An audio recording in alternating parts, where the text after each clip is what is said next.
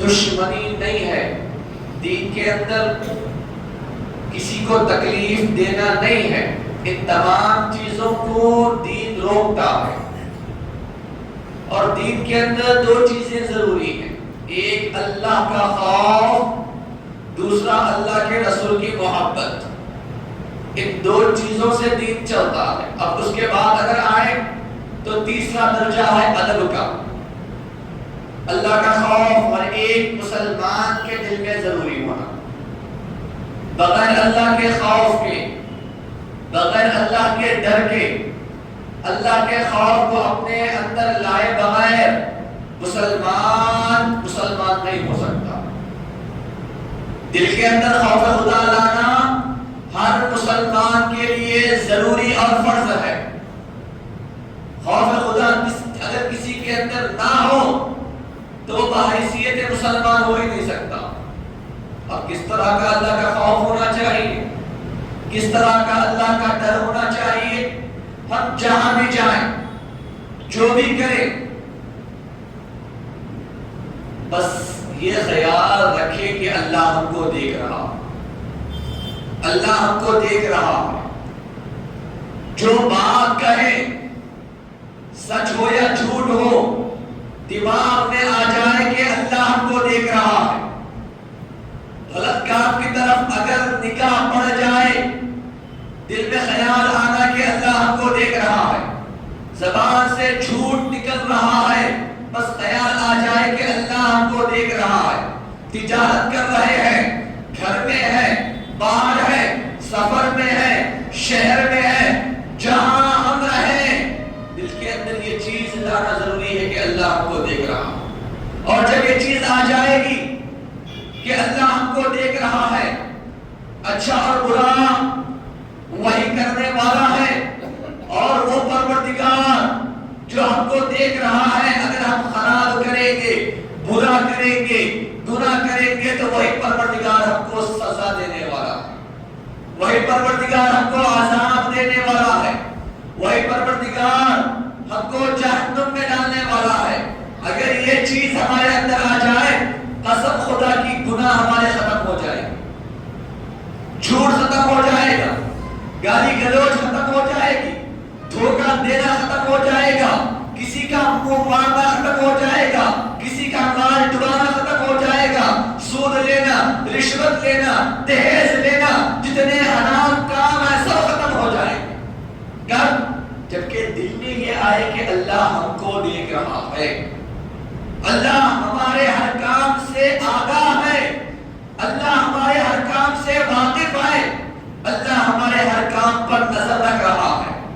آج مسلمان، کتنے ایسے مسلمان ہیں جو جھوٹ نہیں بولتے، کتنے ایسے مسلمان ہیں جو بھائی بھائی کا منہ نہیں مارتے، کتنے ایسے مسلمان ہیں جو کسی کا مال غصب نہ کیا، کتنے ایسے مسلمان ہیں جو ایک دوسرے سے جلتے ہیں، حسد کرتے ہیں، کتنے ایسے مسلمان ہوں گے جو چوری کرتے ہیں، زنا کرتے ہیں، شراب پیتے ہیں، کتنے ایسے مسلمان ہوں گے جو رشوت کھاتے ہیں، سود کھاتے ہیں، دہیز لیتے ہیں، گناہ پر گناہ کرتے ہیں، مگر اپنے آپ کو مسلمان کہتے ہیں۔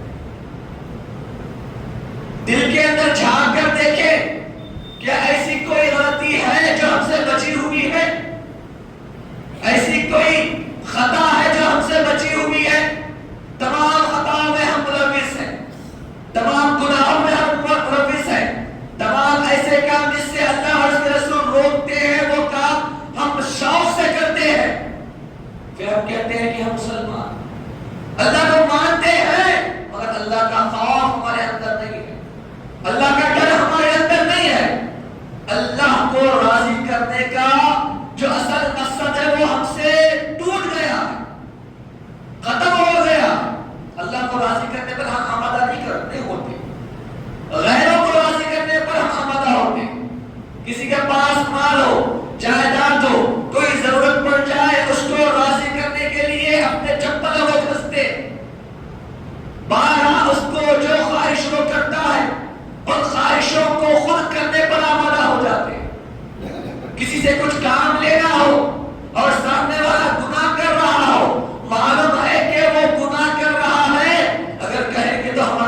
کام نہیں ہوگا زبان خاموش کر دو. خاموش اپنے آپ کو کر لیتے, دیکھتے پوچھتے. یاد رکھو چوری کرنے والا جتنا گنہگار ہے, چوری کو دیکھ کر چھپانے والا بھی اتنا ہی گنہگار ہوگا. سود کھانے والا جتنا گنہگار ہے, سود کھلانے والا بھی اتنا گنہگار ہوگا. رشوت لینے والا جتنا گنہگار ہے, رشوت دینے والا بھی اتنا گنہگار ہوگا. بڑے لوگوں کی تو بات ہے نا کہ شراب پینے والوں کے پاس اگر کوئی بیٹھ جائے, اگر چکے وہ شراب نہ پیتا ہو مگر شراب پینے والوں کو شمار کیا جائے, تو ہمارے اندر خوف خدا ختم ہو گیا, اللہ کا ڈر ختم ہو گیا ہے, توکل علی اللہ ختم ہو گیا ہے. ہم دنیا کی چیزوں پر اتنے آمادہ ہو چکے ہیں, دنیا کی عیش و آرام کے اندر ہم اتنے ملوث ہو چکے ہیں کہ ہم کو خبر قیامت, آخرت, جنت, دوزخ نظر ہی نہیں آتی. دنیا سب کچھ ہم سمجھ چکے ہیں الا ماشاءاللہ. ہر چیز دنیا سے ہماری جڑی ہوئی ہے. حقیقت تو یہ ہونا چاہیے ہم دنیا میں ہو مگر ہم کو خبر کی یاد ہمیشہ رہنا چاہیے, اللہ کا ڈر ہمارے اندر ہمیشہ رہنا چاہیے, مگر ہمارے اندر ان چیزوں کو نہیں رکھنا ہے بلکہ دنیا کی محبت کو ہمارے اندر آج لوگ رکھ رہے ہیں. دنیا کے مال سے, دولت سے, پراپرٹی سے آج ہم کو محبت ہے. آخرت کا کیا ہم نے مال جمع کیا ہے؟ کیا خبر کا مال, خبر کی دولت ہم نے جمع کی ہے؟ کیا آخرت والے بلڈنگیں, پہاڑ, نیکیوں کے ہم نے جمع کیے ہیں؟ الا ماشاءاللہ.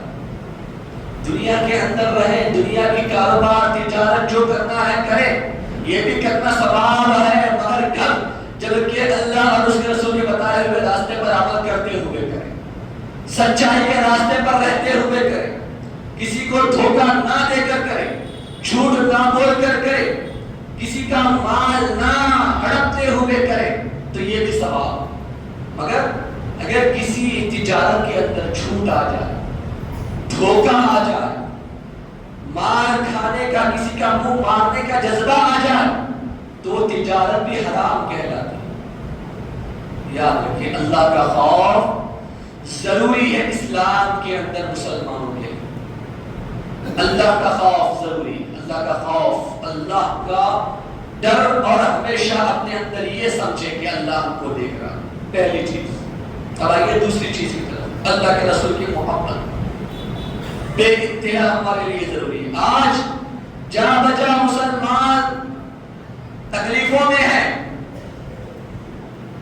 اس کے باوجود ایمان مضبوط ہو رہا. کیوں؟ کیونکہ اللہ کے رسول کی سچی محبت ہمارے اندر موجود ہے. اللہ کے رسول کی سچی محبت کو ہمارے اندر لانا آج کے دور میں ضروری ہے. کئی تنظیمیں, کئی فرقے, کئی جماعتیں آ گئی جو اللہ کے رسول کی محبت کو ہمارے دلوں سے نکالنا چاہتے ہیں, اللہ کے رسول کے عشق کو ہمارے اندر سے ختم کرنا چاہتے ہیں. ہوگا کیا اگر اللہ کے رسول کی محبت ختم ہو جائے گی؟ مسلمان مسلمان نہیں رہے گا. اصل حق اسلام کا, مسلمان ہونے کا اللہ کے رسول سے محبت ہے. لا يؤمن احدكم حتى اكون احب اليه من والده وولده والناس اجمعين. اللہ کے رسول نے فرمایا مومن اس وقت تک کامل مومن ہو ہی نہیں سکتا جب تک کہ اپنے اولاد سے زیادہ, بیوی بچوں سے زیادہ, اپنے والدین سے زیادہ, دوست و احباب سے زیادہ, اپنے مال سے زیادہ, خود سے زیادہ, جب تک وہ مجھ سے محبت نہیں کرتا اس وقت تک وہ کامل مومن ہو ہی نہیں سکتا. اتنا بڑا اعلان اللہ کے رسول نے فرمایا. بخاری شریف کی حدیث ہے کہ خود سے بھی زیادہ اللہ کے رسول سے محبت کرنا. آج ہم اگر ہماری اولاد کو کچھ تکلیف ہو تو ہم برداشت نہیں کر سکتے, بیوی کو اگر کوئی تکلیف آ جائے ہم برداشت نہیں کر سکتے, خود کو تکلیف آ جائے برداشت نہیں کر سکتے, مگر اپنی بیوی سے زیادہ, بچوں سے زیادہ, خود سے زیادہ جس سے ہم محبت کرتے ہو ان کی شان میں اگر کوئی گستاخی کرے تو ہم کیسے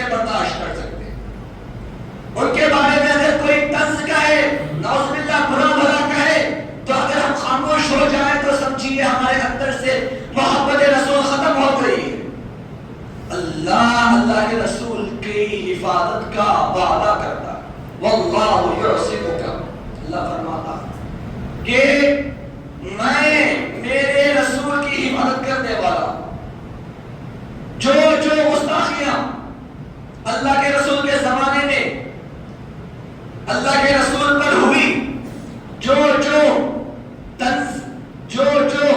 اللہ کے رسول کی شان میں برا بھلا کہا گیا، اللہ کے رسول نے کچھ نہیں کہا. اللہ نے قرآنی آیات کے اندر نازل کر کر یہ کہا ہے وہ لوگوں جو میرے رسول کو برا بھلا کہتے ہو تم برباد ہو جاؤ، ہلاک ہو جاؤ. اللہ کے رسول کی حفاظت اللہ کرتا ہے. دین جب بڑے پیمانے پر پہنچ گیا، کئی لوگ مسلمان ہو گئے، تو صحابہ کرام اللہ کے رسول کے گھر کی حفاظت کر رہے ہیں. کیوں؟ کیونکہ اللہ کے رسول کا کوئی دشمن اللہ کے رسول پر حملہ نہ کرے. جب یہ آیت نازل ہوئی واللہ یعصمک من الناس، بے شک اللہ لوگوں سے بچانے والا ہے، یہ آیت جیسے ہی نازل ہوئی، اما عائشہ صدیقہ رضی اللہ تعالیٰ عنہا فرماتی، سیاستہ کی حدیث ہے، جیسے ہی یہ آیت نازل ہوئی اللہ کے رسول اپنے گھر اطہر کے کھڑکی سے جھانکتے ہیں اور صحابہ کو کہتے ہیں کہ اے صحابہ اب میرے گھر کی میری حفاظت کرنے کی ضرورت نہیں ہے کیونکہ اللہ میری حفاظت کرنے والا. فوراً صحابہ چلے جاتے اور اللہ کے رسول کی حفاظت کرتا ہے. اللہ حفاظت کرتا ہے. بڑے بڑے آئے دشمنان اسلام، جب ہجرت کا موقع آیا سارے کفار جمع ہو گئے اور سب نے پلاننگ کی کہ ہر کوئی ایک ایک فرقے میں سے آئے، ایک ایک قوم میں سے، ایک ایک اس زمانے کی جماعت میں سے، تنظیم میں سے آئے اور اللہ کے رسول کے گھر کو گھیرے اور اللہ کے رسول کو نعوذ باللہ شہید کر. ہوا کیا؟ لوگ آئے تھے اللہ کے رسول کو شہید کرنے کے لیے، مگر اللہ کے رسول کے ہاتھ میں جو مٹی تھی کنکر، جیسے ہی اللہ کے رسول نے پھینکا، جتنے کفار تھے، جتنے دشمنان اسلام تھے، سب کے سب اندھے ہو گئے اور اللہ کے رسول ان کی آنکھوں کے سامنے سے آرام سے گزر رہے. اللہ کے رسول کی حفاظت خدا کر رہا. خدا جس کی حفاظت کرے. ایک مرتبہ جنگ کی طرف جا رہے، رات ہوئی، اللہ کے رسول صلی اللہ علیہ وسلم درخت پر اپنی تلوار لٹکائے آرام کرنے لگے. دیگر صحابہ تھے وہ بھی آرام کرنے لگے. ان میں سے ایک دشمن اللہ کے رسول کے قریب آیا اور جو اللہ کے رسول کی تلوار تھی یا خود اپنی تلوار لے کر اللہ کے رسول کے اوپر آیا اور تلوار لگی اللہ کے رسول کے گلے مبارک پر رکھا اور کہا اے محمد بتاؤ اب مجھ سے تم کو کون بچائے. اگر آج کے دور میں کوئی ایسا کرے ہمارے ساتھ ہماری حالت کیا ہو؟ محمد صلی اللہ علیہ وسلم سے دشمن کہتا ہے کہ اے محمد بتاؤ اب مجھ سے تم کو کون بچائے گا. جیسے ہی سننا تھا اللہ کے رسول نے فرمایا اللہ مجھ کو بچائے گا، اللہ مجھ کو بچائے گا.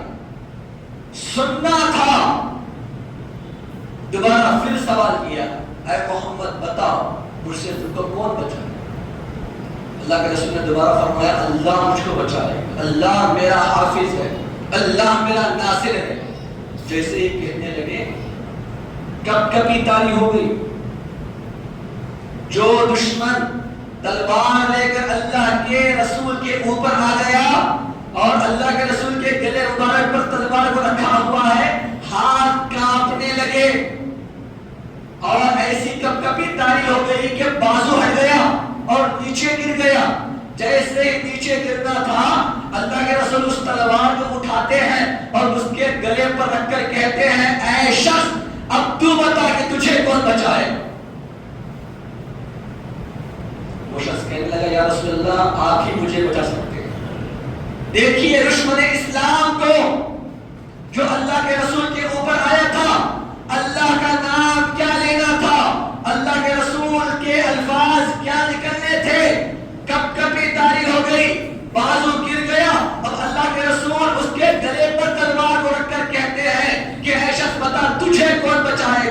وہ دشمن کہتا ہے یا رسول اللہ آپ کے سوا مجھے کوئی بچانے والا نہیں، آپ کے سوا مجھے کوئی بچانے والا نہیں، بس یہ سننا تھا۔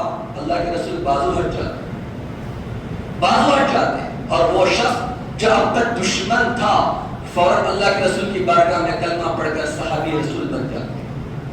الفاظ اور یہاں تک کہ اللہ پر توکل دونوں ہمارے لیے ضروری ہے۔ الفاظ کو سنبھل کر استعمال کر، زبان پہ جو آیا بول دینا، دل میں جو آیا کہہ دینا نہیں۔ اسلام خاموشی کو پسند کرتا ہے، اسلام اچھی باتوں کو پسند کرتا ہے، گالی گلوچ کو اسلام پسند نہیں کرتا۔ اور وہ اللہ کے رسول کی مہربانی دیکھی جو خود کے لیے دشمن بن کر آیا تھا، چاہے تو اسے مار سکتے تھے مگر اللہ کے رسول نے اپنے اخلاق اور اپنے مبارک کردار کو دکھا کر اس کو اسلام کے اندر داخل کروا دیا۔ مسلمان کا یہ شعار ہونا چاہیے، مسلمانوں کی یہ پہچان ہونا چاہیے کہ جو بھی کہیں اچھے الفاظ کہیں، جو بھی کہیں سچ کہیں، جو بھی کہیں سامنے والے کے عقلوں کے مطابق کہیں، جو بھی کہے سامنے والے کو سمجھ کر کہے کہ یہ ہم سے کیا بلوانا چاہتا ہے۔ ایسا نہیں کہ جو من میں آیا بول دیں، گالی گلوچ کر دیں، ہرگز اسلام میں جائز نہیں گالی گلوچ کرنا، اپنے چھوٹوں کو برا بھلا کہنا۔ آئیے تیسری بات جو آپ کے سامنے کہنے والا، ادب۔ اسلام کے اندر بہت ضروری ہے ادب، بڑوں کی محبت، چھوٹوں پر شفقت، ہر ایک کے ساتھ ادب سے رہنا۔ اللہ کے رسول کی ایک بھی حدیث دکھا دیں جس کے اندر کہا گیا ہو کہ اللہ کے رسول اور صحابہ کرام اللہ کے رسول کا ادب نہ کیے، اللہ کے رسول کسی سے نعوذ باللہ گالی گلوچ دے کر بات کی، نعوذ باللہ جھوٹ کہہ کر بات کی، نعوذ باللہ کسی کو برا بھلا کہے۔ ہمارے رسول جو اسلام لے کر آئے، ان کو ماننے کے لیے، ان کو مان کر ہم اپنے آپ کو مسلمان کہتے ہیں، ان کے اخلاق حسنہ دیکھی، ایک بھی حدیث دکھا دیں کہ ہمارے رسول نے کبھی جھوٹ کہا ہو نعوذ باللہ، کسی کا مال ڈبایا ہو نعوذ باللہ، کسی کو برا بھلا کہا ہو نعوذ باللہ، چوری کی ہو نعوذ باللہ۔ ہماری گمانوں میں ہم سوچ بھی نہیں سکتے، سوچیں گے تو ایمان نکلنے کا خطرہ ہو جائے گا۔ اور ہم ان کے ماننے والے، ہم ان سے محبت کرنے والے، اگر ہمارے اندر گالی گلوچ، اگر ہمارے اندر جھوٹ ہے، اگر ہمارے اندر برائی ہے، اگر ہمارے اندر گناہ والے کام ہے، تو کیا واقعی ہم ان کو مان رہے ہیں؟ کیا واقعی ہم ان سے سچی محبت کرنے والے ہیں؟ کیا واقعی ہم ان کے ایمان پر جس طرح انہوں نے فرمایا چل رہے ہیں؟ کیا واقعی ان کی شریعت پر ہم عمل کر رہے ہیں؟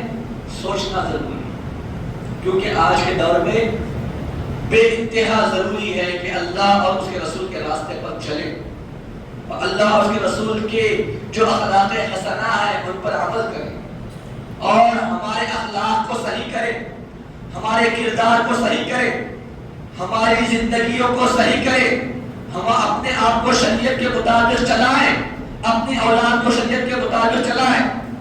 آج کا دور پرفتن دور، ہر ایک کے ہاتھ میں فون، ہر بچے کے ہاتھ میں فون۔ حالت کیا ہو؟ فون آ کر ساری زندگیاں برباد کر رہا۔ وقت کا بھی ادب ہوتا ہے، اللہ نے فرمایا والعصر، قسم کھاتا ہوں میں زمانے کی، وقت کی اللہ نے قسم کھائی۔ اور ایک اور جگہ اللہ نے فرمایا میں خود زمانہ، میں خود وقت ہوں۔ کبھی زمانے کو گالی گلوچ نہیں دینا، برا بھلا نہیں کہنا، وقت کو کبھی برا بھلا مت کہنا۔ اچھا بھی وقت آتا ہے، برا بھی وقت آتا ہے، اچھا آ جائے تو فخر نہیں کرنا، برا وقت آ جائے تو کسی کو برا نہیں کہنا، گالی گلوچ برا بھلا نہیں کہنا۔ آج ہمارے گھروں کے اندر وقت اتنا بیکار گزارتے ہیں ہمارے بچے، گیموں کے اندر، ویڈیوز کے اندر 5-5 گھنٹے، 6-6 گھنٹے، 7-7 گھنٹے، پوری رات اپنا وقت فونوں میں گزرتا، اپنی اولادوں کا وقت گیموں میں گزرتا. یاد رکھیے پچھتائیں گے قیامت کے. اللہ کی بارگاہ میں جب پکڑ ہوگی، جب گرفت ہوگی، اللہ کہے گا میں نے تجھے وقت دیا تھا میری عبادت کے لیے، اچھے کام کرنے کے لیے، اچھے اخلاق لوگوں کو دکھانے کے لیے، اپنے ہاتھوں کے ذریعے لوگوں کی مدد کرنے کے لیے. تو نے ان ہاتھوں کو فون میں استعمال کیا، اس دماغ کو فون میں استعمال کیا، ان آنکھوں کو فون میں استعمال کیا. وہاں تڑ پڑی کھائیں گے، وہاں پچھتائیں گے اور کہیں گے پروردگار ایک موقع دے، ایک موقع دے، ہم جا کر تیرے لیے عبادتیں کریں گے، اچھے کام کریں گے، نیکیاں کمائیں گے. مگر وہاں پر وقت نہیں ملے. آج یہاں وقت ہے، یہ ایگزام ہال ہے، یہ امتحان ہال ہے. یہاں اگر ہم اپنے امتحان کو اچھا لکھیں گے تو وہاں ہمارے لیے اچھے رزلٹ آئے. ماں گھر میں بیمار ہے، بچی فون کے اندر کئی گھنٹے گزار گئے. فون میں اپنے دوستوں سے خیر خیریت پوچھی جاتی ہے، مگر ماں کا کبھی سر دبایا، کبھی پیر دبائے. باپ گھر میں بیمار ہے، لاچار پڑا ہوا ہے، بچہ فونوں کے اندر گھنٹے ٹائم گزارتا. دوستوں احباب سے جو دور ہے ان سے خیر خیریت پوچھی جاتی ہے. کبھی باپ کا سر دبایا، کبھی باپ کو اچھا برا پوچھا، کبھی باپ کے لیے اچھی بات کہی. دوستوں کے لیے فون میں کئی گھنٹے چیٹنگ ہوتی ہے، اچھی بری بات ہوتی. کیا یہی اخلاق ہمارے ہیں؟ بازو پڑوسی بھوکا ہے، بھائی بھوکا ہے، پوچھا نہیں جاتا. فونوں کے اندر کوئی غیر کئی کلومیٹر دور ہے، اس سے اچھی اور بری بات کی جاتی، اس سے بھوک کے بارے میں پوچھا جاتا ہے. مگر بازو بھائی بھوکا ہے نہیں پوچھا جاتا، پڑوسی بھوکا ہے نہیں پوچھا جاتا. اچھا برا اپنے گھر والے خود بیزار ہیں، اور یہ بچے کئی گھنٹے گھروں میں اگر برا بھلا کہے گلیوں میں بیٹھ کر نشے بھی کر رہے ہیں فون کے اندر گھنٹے. اور یہ فون بھی ایک نشہ، بڑا نشہ ہے جس کو لگ تک جائے نا کبھی نہیں چھوٹتی. تھوڑا سا بھی فون دور کر لیا جائے بے چینی شروع ہو جاتی. ایسا لگتا ہے کہ پھانسی کا پھندا گلے میں پڑ گیا. بڑی بے چینی فون اگر خریدنا بازو کا. کئی اپنا وقت بیکار فونوں میں گزارتے. اگر وہی وقت پڑھنے میں گزارے، اگر وہی وقت اچھے اخلاق اور اچھے کردار کو ادا کرنے میں گزارے، اگر وہی وقت خدا کی تسبیح پڑھتے ہوئے گزارے، وہی وقت خدا کرتے ہوئے گزارے، وہی وقت سیرت مصطفیٰ پڑھتے ہوئے گزارے، وہی وقت خدا کی عبادت میں گزارے، اللہ ثواب پر ثواب دے گا. مگر ہم کو نہیں ہونا. ہر ایک کے ہاتھ میں کئی گھنٹے اس فون کے اندر ہم گزارنا گوارا سمجھیں. بیکار گیم کیا حاصل ہوتا ہے گیم کھیل کر؟ 5 گھنٹے 6 گھنٹے ایک جگہ پورے بچے نوجوان نسل جمع ہو جاتی. نوجوان نسل اپنے آپ کو برباد کر رہی ہے. چھوٹوں کا ادب ختم ہو گیا، بڑوں کی تمیز ختم ہو گئی. ماں باپ اگر بچے کو کچھ کہے، ماں باپ پر بچہ غصہ کر کے گھر سے باہر چلے جاتا ہے. کیوں؟ کیونکہ وہ گیم کھیلنا، دوسرے دوست گیم میں آئے ہوئے یہ بھی گیم کھیلنا. اگر یہ نہیں جائے گا تو چاہے کوئی اور مر جائے. اپنی اصل زندگی کو بچے بھول چکے ہیں، اور جو نقلی زندگی گیموں کے ذریعے ہوتی ہے اس پر اپنے آپ کو آمادہ کر چکے. حقیقت میں اسلام نہیں سکھاتا میرے. اسلام کے اندر حقیقت والی زندگی ہے، نقلی زندگی، ڈپلیکیٹ زندگی نہیں ہے. کیا حاصل کر لیا کئی سالوں سے گیم کھیل، کیا حاصل کر لیا کئی سالوں سے ویڈیوز دیکھ کر، پکچریں دیکھ کر، کیا حاصل ہو گیا؟ کیا اپنے اندر پکچرز یا ویڈیوز اخلاق سکھاتے ہیں؟ کیا گیم کے ذریعے ہماری زندگی سنورتی ہے؟ کیا گیم کے ذریعے ہم لوگوں میں اچھا بن سکتے ہیں؟ سوچئے اپنے اندر یہ بات. اگر کوئی کھڑا ہو کر بتائے کہ میں نے اتنے گیم کھیلے میری زندگی اچھی ہو گئی، ویڈیوز دیکھے، اتنے پکچرز دیکھے، اتنے سیریلز دیکھے، میری زندگی اچھی ہو گئی. کچھ نہیں ہوتا. زندگی اچھی ہونا ہے قرآن پڑھنا ضروری ہے. زندگی اچھی ہونا ہے تو عالم کے پاس، استاد کے پاس اپنے آپ کو بٹھا کر پڑھانا ضروری ہے. زندگی اچھی ہونی ہے، سیرت مصطفیٰ پڑھنا، سمجھنا، اس پر عمل کرنا ضروری ہے. فونوں سے زندگی اچھی نہیں ہوتی، فونوں سے زندگی برباد ہوتی ہے. اپنے بچوں کو بچائیں فونوں سے، خود کو بچائیں فونوں سے. جتنی ضرورت ہے بس اتنا ہی فون استعمال کریں. اس سے بڑھ کر فون استعمال نہ کریں. اس سے بڑھ کر فون اپنے بچوں کو نہ دیں. بچہ بھوکا ہے، رو رہا ہے، ستا رہا ہے، فون دے دیا. نہیں میرے عزیز، اخلاق حسنہ، اللہ کے رسول کے زمانے میں کیا فون تھے؟ ہم سے 100 سال پہلے کیا فون تھے؟ ہمارے بچپن میں ہم بھی اپنے بچوں ماں باپ کو ستائے ہوں گے، یا اپنے ماں باپ بھی ستائے ہوں گے. کیا ہمارے ہاتھ میں ہمارے ماں باپ فون دیے تھے؟ سوچنے کی ضرورت ہے. ماں باپ اگر بوڑھے ہو جائیں، بیزار ہے، ٹی وی لا کر بٹھا دیا، فون دے دیا. فونوں سے زندگی اچھی نہیں ہوتی، سوائے گناہ کے اور کچھ حاصل نہیں ہوتی، سوائے گناہ کے اور کچھ حاصل نہیں ہوتا. اور دوسری ایک چیز، شریعت پر عمل کرنا آج کے دور میں ضروری ہے. شریعت پر عمل کریں گے تو ہماری زندگی سنورے. فرائض، واجبات، حق کو یاد ہونا آج کے دور میں ضروری ہے. غسل کے فرائض کتنے، وضو کے فرائض کتنے، نماز کے فرائض کتنے، ارکان نماز کتنے ہیں، شرائط نماز کتنے ہیں. جیسے کہ پچھلی جمعہ میں آپ کے سامنے کہا، نماز کے لیے کتنی شرطیں ہیں. جگہ کا پاک ہونا ضروری ہے. جس جگہ پر ہم نماز پڑھ رہے ہیں اگر وہ جگہ ناپاک ہے تو نماز نہیں ہوتی. جسم کا پاک ہونا ضروری ہے. جسم کے کوئی بھی حصے میں گندگی لگی ہوئی ہے اس کو دھونا ضروری ہے. اس کو دھونے بغیر نماز نہیں ہوتی. اور تیسری چیز، کپڑوں کا پاک ہونا ضروری ہے. کپڑے پر اگر غلاظت لگی ہوئی ہے نماز نہیں ہوتی، اس کو دھونا ضروری ہے. وضو کرنا. اور اہم مسئلہ جو آج کے دور میں چل رہا ہے، ستر عورت کا چھپانا. مرد کے لیے ناف سے لے کر گھٹنوں کے نیچے تک ستر عورت ہے، جس کو چھپانا نماز کے لیے ضروری ہے.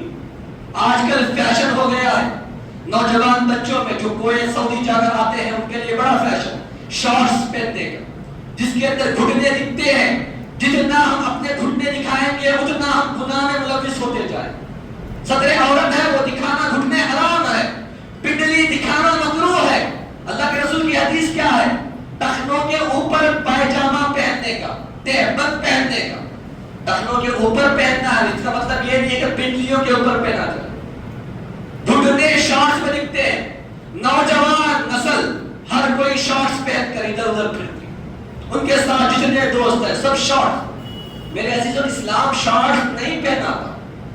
اسلام کہتا ہے ٹخنوں سے اوپر پائجامہ تہبند پر.